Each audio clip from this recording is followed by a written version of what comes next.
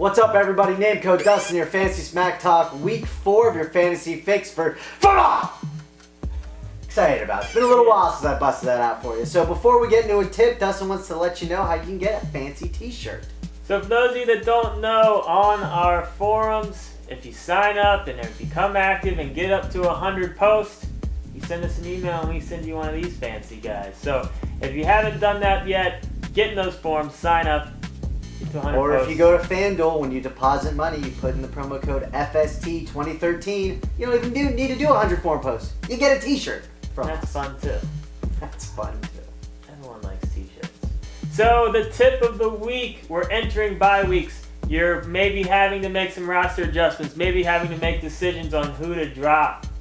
The tip of the week for this week, don't go crazy and drop guys like Lamar Miller, David Wilson, Monte Ball, I know, or Ridley. You know, these guys, the stock on them is low right now, but it's not so low that you need to drop them. The upside is still there. Obviously, you drafted them. You're disappointed with what they've done so far this year, but find someone else to drop. If you have a backup tight end or a backup quarterback in a 10-team, one-quarterback league, there's someone else on your team that has a lower upside that you can drop. That's especially if you're carrying 2 kickers. Oh, I hate when people do that. All right, let's get into those forum questions. The first one comes from WK4594.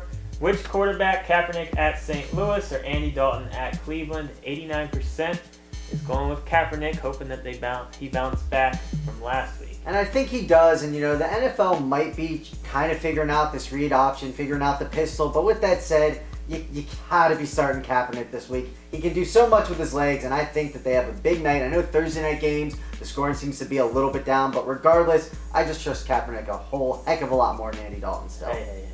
I just do. I do. All right, Dustin, from Mike J, 2470. He wants you to pick 2 of these wide receivers out of 3. Bolden at St. Louis, Cecil Shorts versus Indianapolis, or Tavon Austin versus the San Francisco 49ers. First of all, I'd like to point out that Brent actually got the forum name right. That doesn't happen very often. That's easy. There's his name and a couple numbers. That was pretty good. Yeah, you messed up some easy ones. Okay, before. can you answer the damn question? So this one's hard. This one is hard. I do think Cecil Shorts gets into your lineup. His matchup isn't terrible. King. And the garbage time has just been absolutely amazing for Shorts. It doesn't even matter if he's playing Seattle. Apparently, he still gets a ton of garbage time. So it's really, for me, between Tavon Austin and Bolden. And Bolden, I think, is just a little bit safer. With Austin, San Fran's defense has been worse this year than expected, but it's still a little scary of a matchup. I think Bolden's just a little bit safer, so I'm saying Bolden and Shorts, but it's really tough, but that's what I'm going with. The Sid, which tight end? Charles Clay at New Orleans, Jason Witten at San Diego. Surprisingly, 69% are going Charles Clay. What? 69% going Clay? No. Go Witten here, PPR or not. You got to be going with Witten. I understand Clay is, as a tight end, has gotten that. He got that rushing touchdown ever since then. People like Dustin over here love him, and Clay's the man. He's going to be the greatest. It doesn't matter. You're not starting him over Jason Witten. Definitely start Witten. Don't be getting cute like that. If you saw that one-handed catch by the other Dolphins tight end as a highlight, just so you know, it was goal line, and Clay lined up in the fullback spot on that play. They threw the football. They threw it. But I watched it, and I was like, here it comes, Clay's second touchdown. But then they threw it. Go Witten. He was at least in that formation, lining up there. Loves Clay.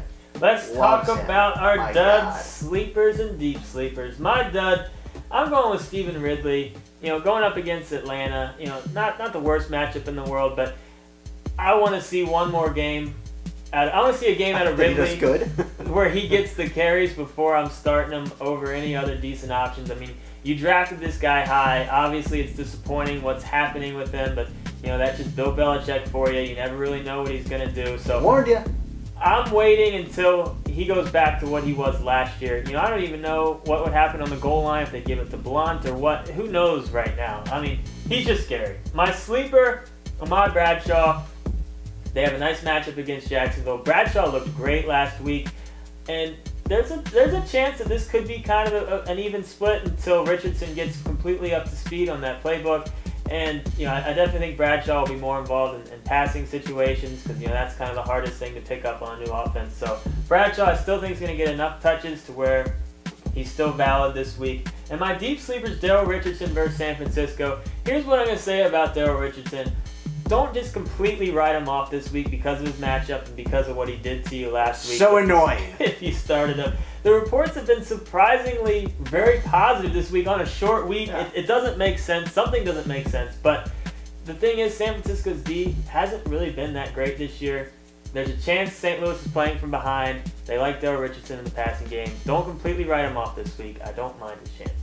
All right, my bust, and that's going to be a guy that Dustin and I, every ranking summit, argue because Dustin says his age is going to catch up to him. His age is going to catch up to him. He's been wrong about 3, 4, 5 years probably now in a row. Maybe 2. But hey, what can I say? I exaggerate from time to time.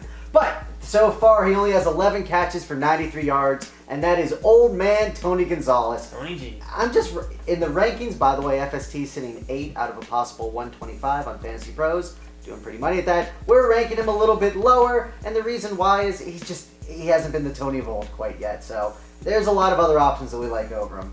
My sleeper, for the love of God, Roddy White. Roddy! Put him in your lineup. This has been the longest high ankle sprain, and the guy's been playing. It's been like 7 weeks now. It's only 4 weeks for one of these injuries. I think he's healthy. I think this is the game. So all of you Roddy White owners, it's gut check time. I'm just feeling it. Sunday night game. I think Roddy plays a big role. Does very well. And then my deep sleeper, hey, it worked with Nate Burleson last week, so I'm picking the guy that's going against the Washington Redskins. And the guy... Safe bet. Yep, safe bet. I'm going Denarius Moore. Skins are terrible. They cannot tackle, they cannot cover, they cannot put any pressure on a quarterback. All of those things typically equal a lot of big passing plays. I think Denarius Moore has another nice day.